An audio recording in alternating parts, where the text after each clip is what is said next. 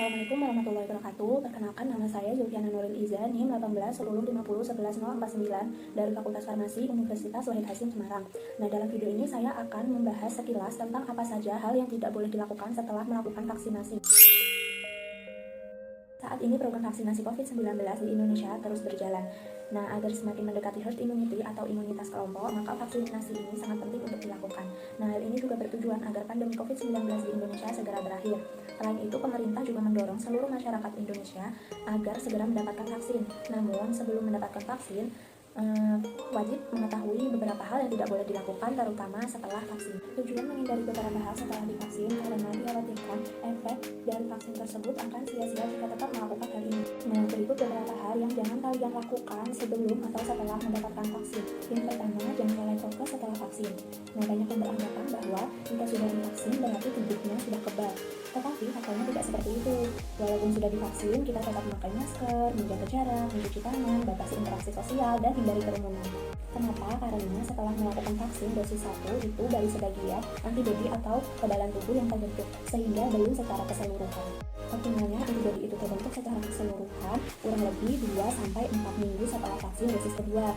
Makanya banyak kasus terjadi sudah vaksin tapi kok tetap positif COVID-19 sih. Nah, hal ini kemungkinan karena baru dapat vaksin dosis pertama dan lalai protokol kesehatan. Walaupun kita sudah vaksin, bukan berarti tubuh kita akan kebal 100% terhadap COVID-19 ini. Tetapi vaksin bisa menurunkan angka kesakitan, menurunkan derajat keparahan apabila terpapar COVID-19, bahkan bisa menurunkan angka kematian.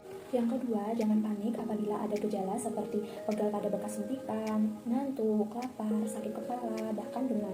Efek samping dari vaksin ini setiap orang itu berbeda-beda. Ada yang mengalami gejala seperti tadi, ada juga yang tidak mengalami gejala sama sekali. Jadi setiap orang itu efeknya tidak bisa disamakan. Nah, sebenarnya reaksi dari tubuh kita itu menunjukkan tanda bahwa tubuh kita itu merespon terhadap vaksin tersebut. Nah, jika demam maka kita boleh mengkonsumsi paracetamol, dan jika perut kita mual kita boleh mengkonsumsi obat mah. Jadi intinya harus sesuaikan antara obat dengan gejalanya. Tapi yang harus diwaspadai jika gejalanya berkembang menjadi sakit tenggorokan, batuk, pilek, bahkan anosmia atau hilangnya penciuman dan ageusia atau hilangnya rasa. Nah, jika hal ini terjadi, sebaiknya segera tes PCR. Perlu diingat bahwa positif COVID-19 setelah divaksin itu bukan karena vaksinnya. Vaksin tidak membawa penyakit, tetapi membentuk atau menimbulkan antibodi. Nah, kemungkinan positif COVID-19 itu terjadi sebelum atau sesaat setelah divaksin antara dosis pertama dan dosis kedua. Nah, maka dari itu jangan sampai lalai prokes. Gimana kalau misalkan positif COVID-19 itu setelah dosis pertama? Jadi tunggu waktunya dulu sampai 3 bulan baru setelah itu melakukan vaksinasi yang dosis kedua. Yang ketiga, jangan lupa tetap jaga imun tubuh. Percuma nih walaupun kita udah vaksin, udah prokes, tapi imunnya drop.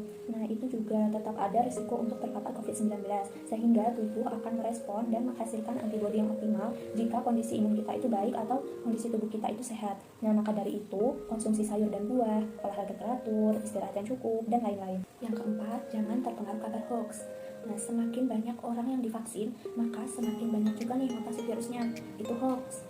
Faktanya, semakin banyak yang tidak divaksin, justru semakin tinggi tingkat penularan, bahkan makin banyak pula host atau inang yang terinfeksi.